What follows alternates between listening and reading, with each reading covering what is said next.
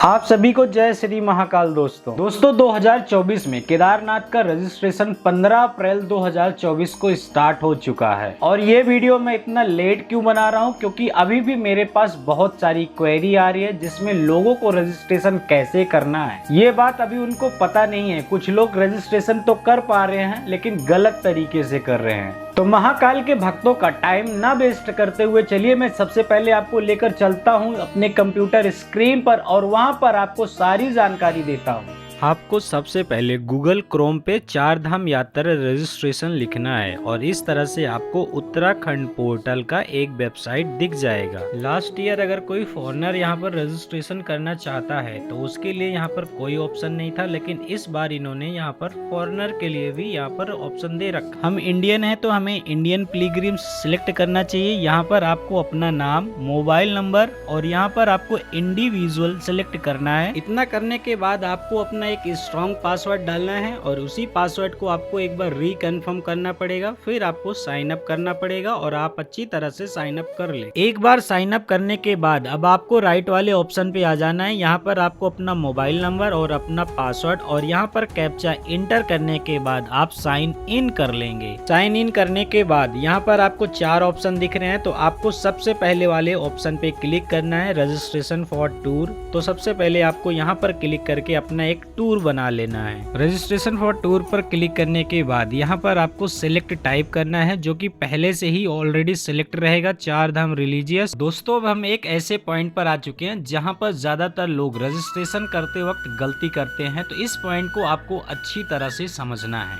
यहाँ पर लिखा है सिलेक्ट टूर ड्यूरेशन। इसका मतलब होता है कि आप हरिद्वार में कब इंटर करते हैं और वापस हरिद्वार से कब वापस जाएंगे, उसके अकॉर्डिंग यहाँ पर आपको अपना डेट सिलेक्ट करना होता है। मानकर चलो कि मैं 6 जून को हरिद्वार आऊंगा और सारा यात्रा करने के बाद मैं 11 तारीख को वापसी का ट्रेन हरिद्वार से बुक करके वापस चला जाऊंगा। उसके बाद ऑप्शन आता है नंबर ऑफ टूरिस्ट। यहाँ पर किसी के फॉर्म में 8 दिखाई देते हैं, किसी के फॉर्म में 6 दिखाई देते हैं, तो मेरे में 6 दिखाई दे रहे थे और मुझे 4 जाना है। और अगर अब बात करें मोड ऑफ ट्रांसपोर्ट की, तो यहाँ पर हर किसी को बाई रोड ही सिलेक्ट करना है। यहाँ पर किसी को किसी भी बात का डाउट नहीं होना चाहिए। अब आता है प्लान योर डेस्टिनेशन।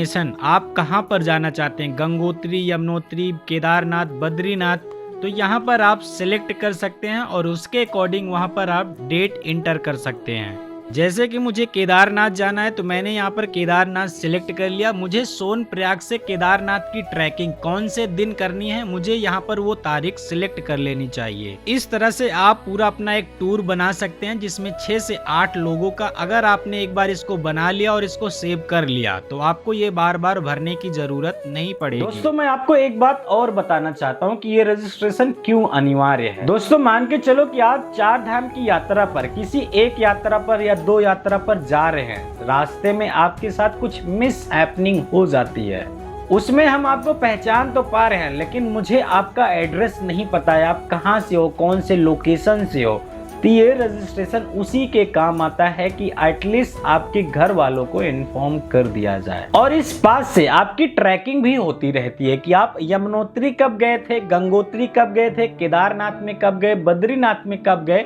तो उसमें एक बारकोड स्कैनर होता है, जो आप कहीं भी जाते हैं तो वो वहां पर स्कैन कर लिया जाता है और स्कैन करने से ये पता लग जाता है कि आप इस तारीख को इतने बजे यहाँ पर आए थे। और वही बारकोड आपका सोनप्रयाग में भी स्कैन होता है और वही बारकोड आपका केदारनाथ में भी स्कैन होता है, तो जिससे पता चलता है कि आप सोनप्रयाग में इतने बजे आए थे और आप केदारनाथ में इतने बजे आए हो। एक ग्रुप टूर क्रिएट हो जाने के बाद यहाँ पर आपको अपना नाम, एज, मेल हो या फीमेल हो, ईमेल एड्रेस, मोबाइल नंबर और यही मोबाइल नंबर के आपका व्हाट्सएप नंबर है। उसके बाद आपको अपना आधार नंबर और आपका अपना address, city, district name, state name, यहाँ पर सब कुछ मेंशन कर देना है।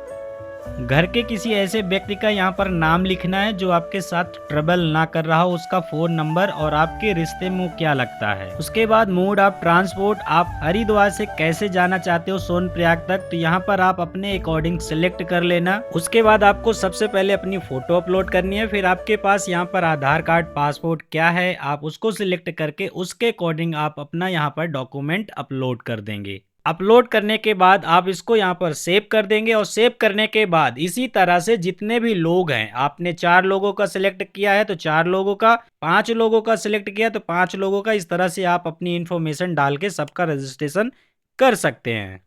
दोस्तों, केदारनाथ यात्रा के रजिस्ट्रेशन के बारे में इतना कुछ बताने के बावजूद भी जो लोग नहीं कर पा रहे हैं, जिनको नहीं समझ में आ रहा है, यहाँ पर मैं अपना ये पर्सनल नंबर दे रहा हूँ, आप मुझे कांटेक्ट कर सकते हैं। मैं आपका रजिस्ट्रेशन करने में आपकी हेल्प करूंगा और आपका रजिस्ट्रेशन पास भी बना दूंगा।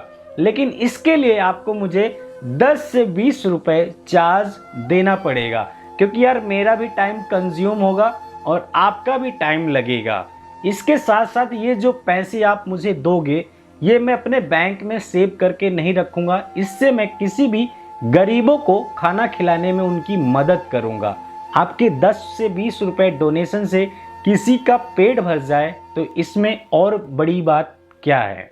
तो इस वीडियो में दी गई जानकारी अगर आपके 10% भी काम आया हो तो हमारा YouTube चैनल, आपका अपना YouTube चैनल हमारा ब्लॉग्स को जरूर से जरूर सब्सक्राइब करें, क्योंकि मेरा चैनल हमेशा आपको अच्छी जानकारी देता है और अच्छी जानकारी देने के बाद ही आपसे कहता है कि हमारा चैनल सब्सक्राइब करें। जय श्री महाकाल, हर हर महादेव।